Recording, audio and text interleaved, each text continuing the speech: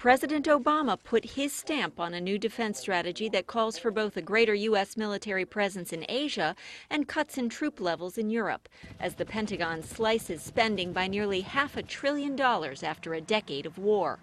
Appearing at a Pentagon news conference, President Obama released a strategy document that calls for the U.S. to maintain a force that can win one war while deterring the objectives of an adversary in a second conflict.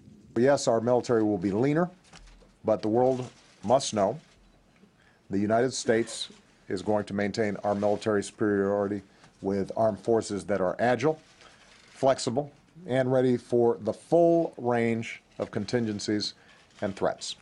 During his presidency, Obama has moved to cut U.S. ground commitments overseas, ending the war in Iraq and drawing down troops in Afghanistan.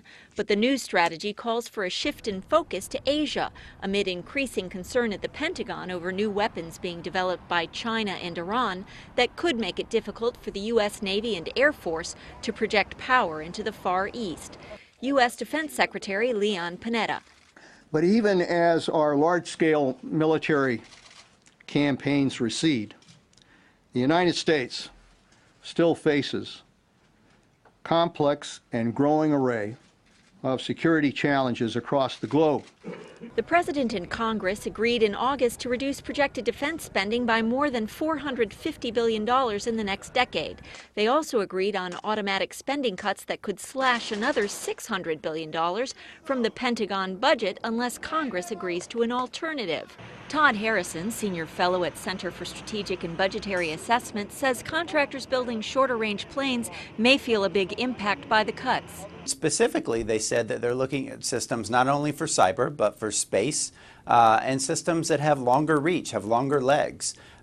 So, you know, it creates an interesting situation for the Joint Strike Fighter, you know, the biggest program in the DoD portfolio right now, because it does not have the reach that some of its critics would like.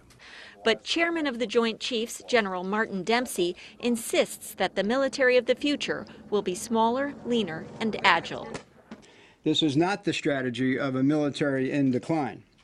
This is a strategy and a joint force on which the nation can depend. Administration officials said the U.S. is likely to cut ground forces in Europe by about 3,000 to 4,000.